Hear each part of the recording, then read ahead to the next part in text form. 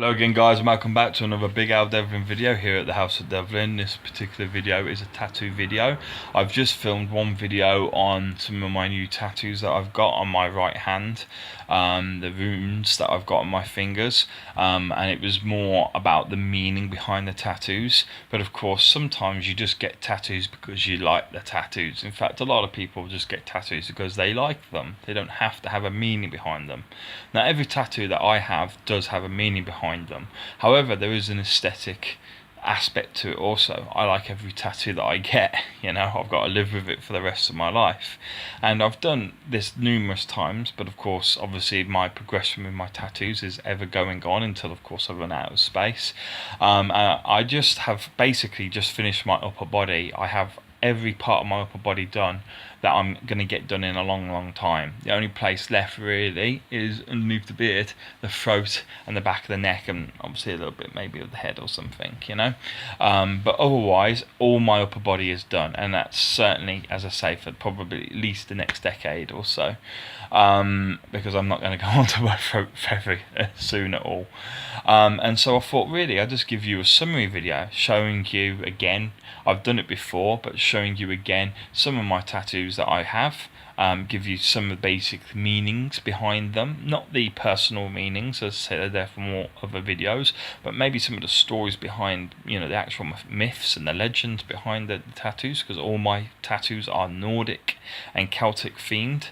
The Nordic themed normally in their the myths behind them, the motivation essentially behind getting the tattoos, but the artwork is much more Celtic in nature, so it represents essentially my dual heritage. I have Nordic and Celtic on my father's side and Celtic on my mother's side. But anyway, I've spoken a lot already, so what I'll do is I'm just going to scoot down a little bit and start showing you some of the tattoos, whether you like them or not. I hope you at least enjoy the experience of seeing someone with literally their entire upper body tattooed.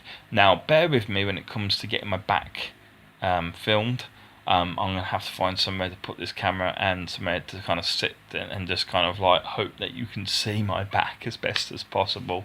It's not the easiest part of the body to film. I can assure you of that, but at least you're going to get a good view of the front body. But I might struggle to give you a lot of details on the back, but as I say, I've spoken enough, so let's get on with it. Right, so let's scoot down a little bit.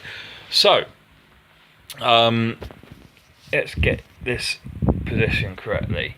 So let's first of all give you a sort of brief sort of descending view of all the tattoos that are there. Okay, so you're used to seeing what they all look like fairly close up, and they go on down into there with the claws of the two dogs that I have on me. Okay, now obviously I have my arms also, which I will sit up to show you properly, but that's what it looks like from a sort of top down angle. Okay, and the back of my hand, there we go. And on my right side, right, this is going to be awkward because but I have that, okay, that's one of my particular favourites, Odin, Vili and Ve, but I'll do better views of these later on in the video. And I also have my palm done on this side also, which is more unusual. Not a lot of people get their palm done, and as you can see there and there. Okay, let's have another look. There's we go, the two ravens of Odin. Okay, so what I'm going to do is I'm going to discuss, to start off with, my torso, because, well, I'm lying here and I'm ready to talk about it. Then I'll try and film my arms from a side-on perspective or variety of perspectives, and then I'll try and get my back done. Okay, so the first one to look at is, I have to move my beard out of the way, is this torque here. Okay, now this tattoo goes all the way round, and it goes across the sort of back of my sort of lower neck, and over my trap. So it's like wearing a necklace essentially, and if you can see it properly, you'll notice that the end of the torques is a pair of bears, pair of clawed bears.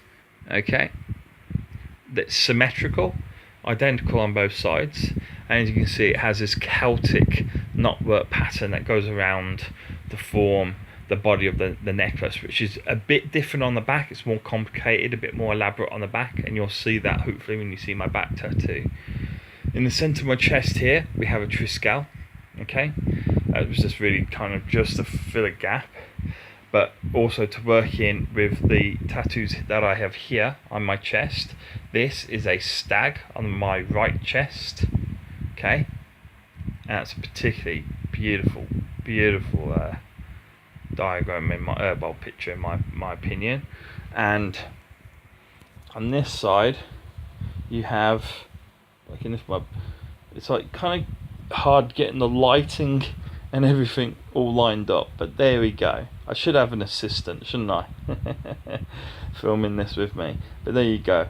You have the ram on my left side above my heart, the heart of a warrior. A ram is a brave creature, believe it or not. It will not back down even against more mighty and fearsome opponents, and that's why I've got a ram on above my heart. And the stag is very much a similar animal in spirit, in my opinion. The stag is a brave but noble animal, and again represents the spirit of a warrior. That's why it's there.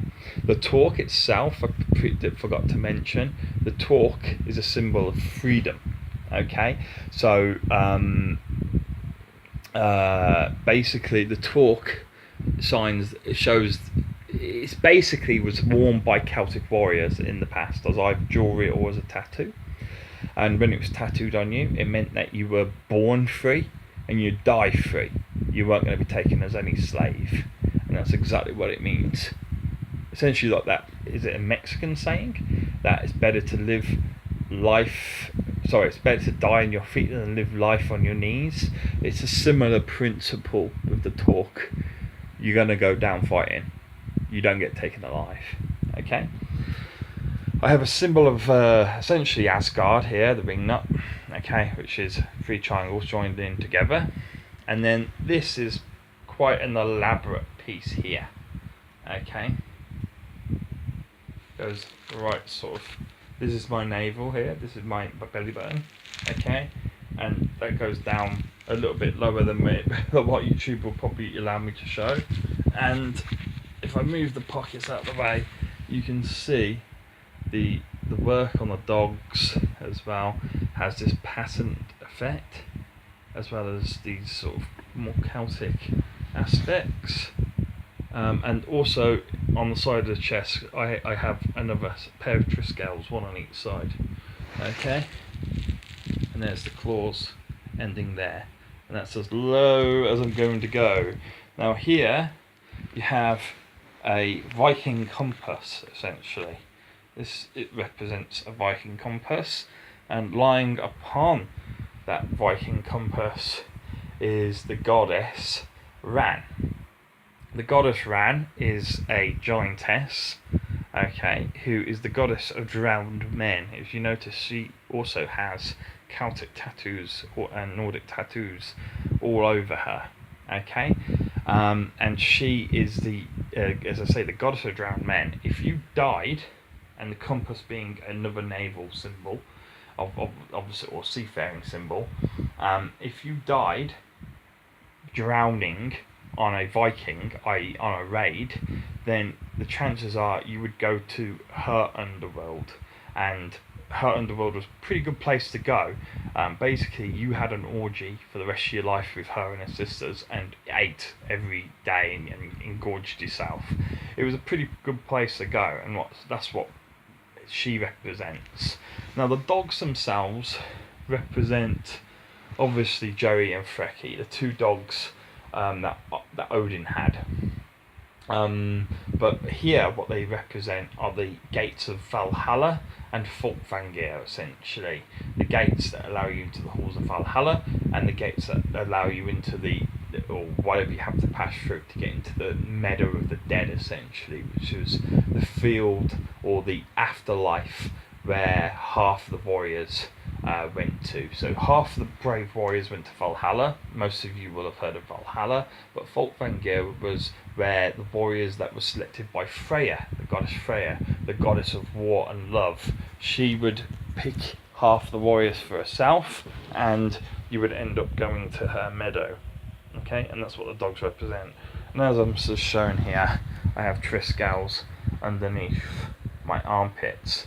Now you'll notice I also have across my entire body, along all the gaps in between the tattoos, this shading effect and like these kind of cracks. The cracks essentially basically make me look like I've been made out of stone essentially, and I'm cracking, and these are kind of like almost like chiseled into stone. So it's quite a cool effect. Another way to look at it is that it's lightning, the power coming from Thor's hammer. Right then guys, well that's pretty much the front of my torso done. If you have any questions about any specific tattoo or want to see what it in more detail, comment in the section below. But I'm about to move on to my arms, so bear with me, I've just got to pause this and reposition. Okay then guys, so I've repositioned. You still obviously get that sort of view of my chest, and you actually a little bit better the torque that exists here, and you can see how that interacts with my abdominal tattoos also. Right, down the outside of my arm we have Jormungandr, or Jormungand, which is the Midgard Serpent. I have done a focus video on that tattoo before, and as you can see the stone effect is fairly fresh there. It's because I got it topped up recently. But that's Jormungandr, and he goes about halfway down my forearm. You then have on this part of my arm, okay, you have a Valkyrie ring essentially. You have what I would see as a symbol, one of the symbols of Freya, which is this one here, which is basically a man and a woman embracing one another, but if you turn it upside down it looks like fire. So the goddess of love and the goddess of war. It's just how it represents to me on a personal level. Not saying it's correct. In fact, there's no other, that symbol is not used in any way that I know of to represent Freya in any official texts, ancient or new, but it's my personal representation of her and my personal admiration for her. And it was to represent the love that I have for my girlfriend. Now, I'm not flexible, so as you can see, and so trying to get a decent image of this tattoo is going to be hard, but there we go. So there we go. I've got my bear on my left wrist, and that represents me. That represents me and my courage, and it represents Berserkers as a whole. Berserkers are a group of essentially Nordic people or Vikings who dedicated themselves to Odin and fought in a particularly fierce manner. Now, the two snakes are an adaptation of an old symbol for Loki.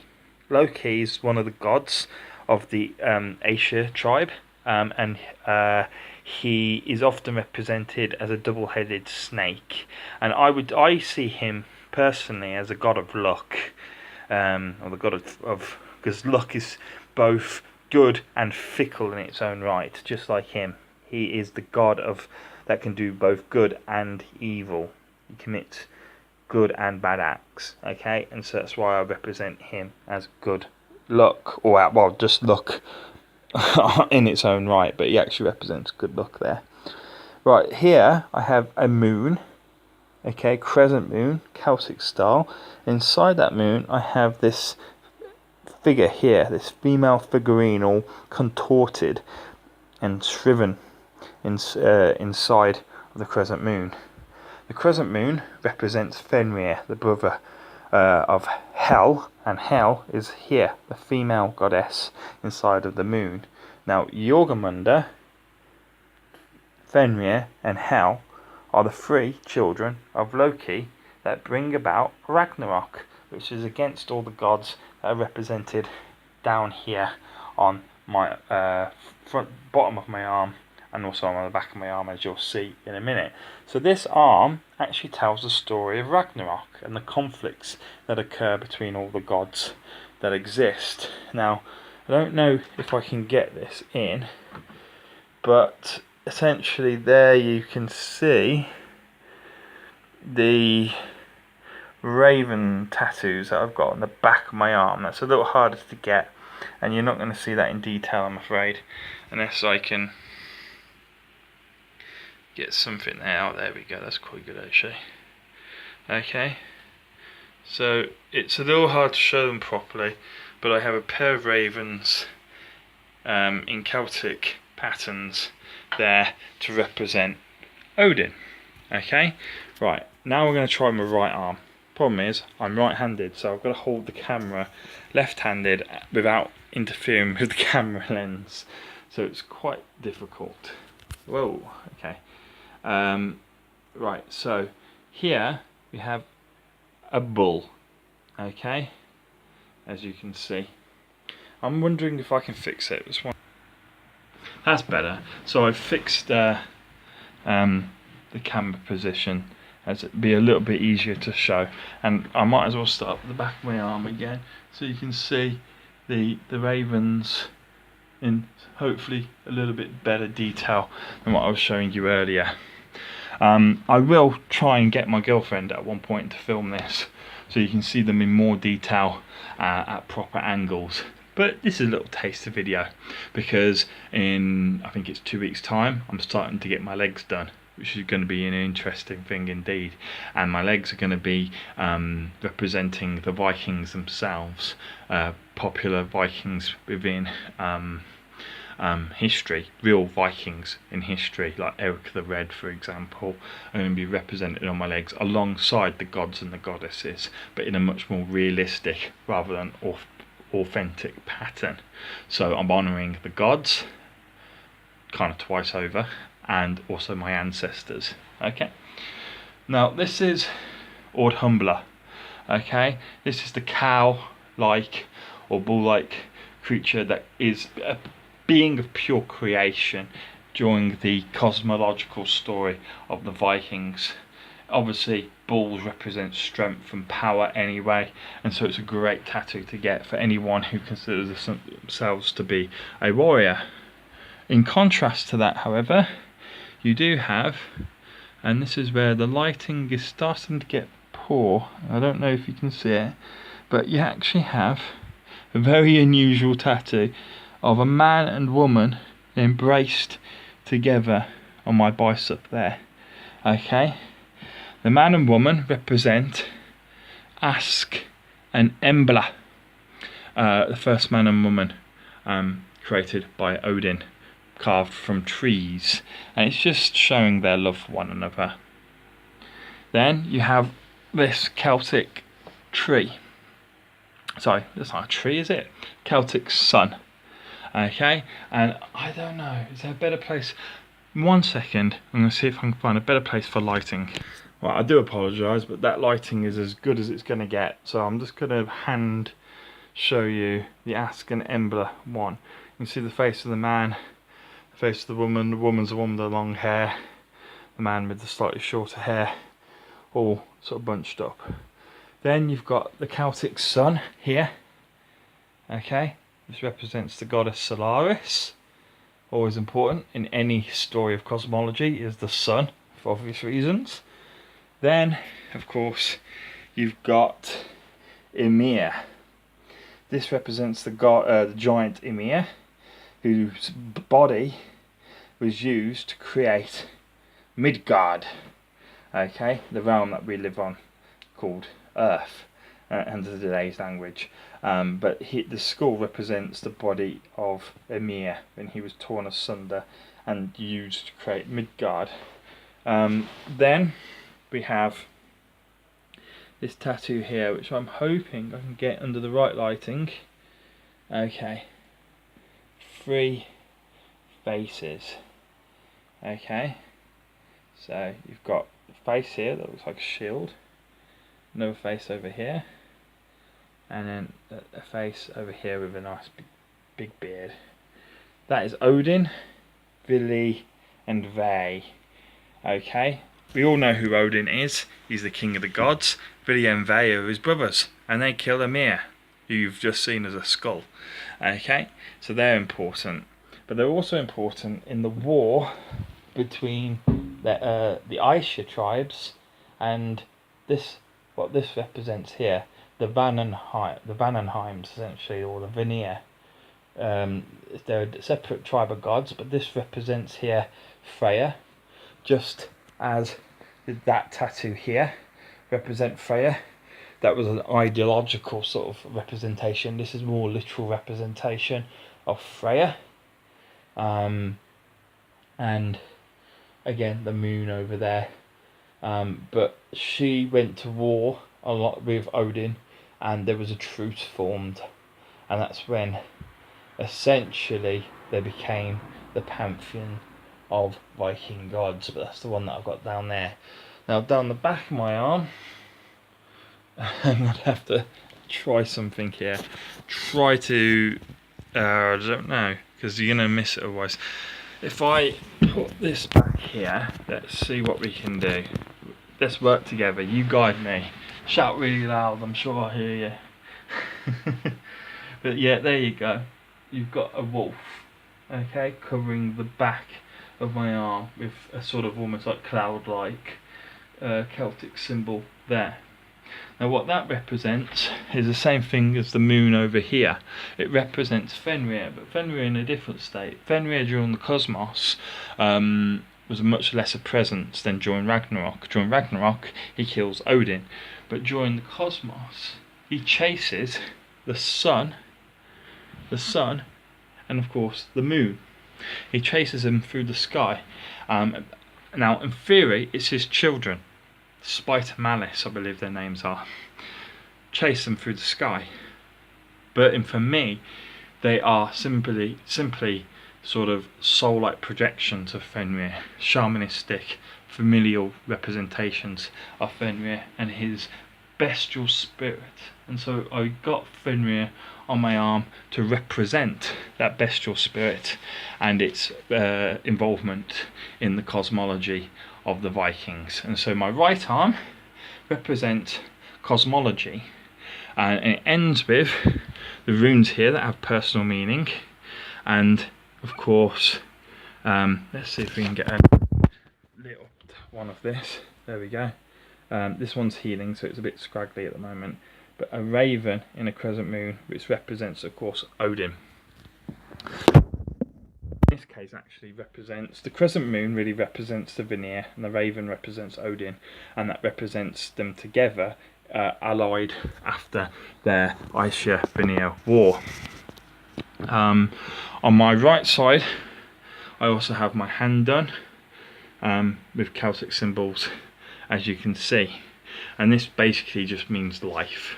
Essentially represents life and creation, because that's what this arm is all about. It's about the cosmology creation myth of Vikings, and so that being life just sort of tips it all off, along with the rest of the characters within story. But that's just simply representative of the pure force of creation, whereas this side is more destructive. And I might get one on my palm on this side representing the destructive nature of the destructive forces that exist out there in the world. Now I'm going to turn around and I'm going to show you my back.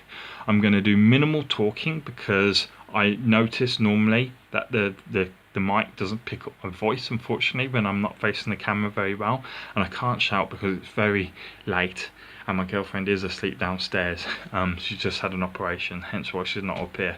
She's downstairs sleeping on the sofa because her leg is still bad from the operation. So but she's visiting for the weekend, so it's nice to have her around. But what I'm going to show you is my tattoo, which represents Yggdrasil, the world tree, and how I see it, and the three characters called the Norns that look after the world tree. So here we go. Let's see how much you can see.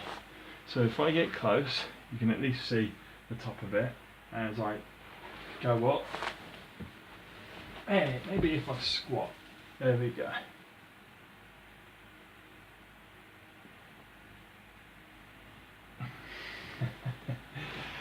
Obviously guys, if you like the tattoo or you want to see a particular position, I don't know if I showed it very well, and I'm not going to waste a lot of time squatting up and down because I have no idea if you can see that or not.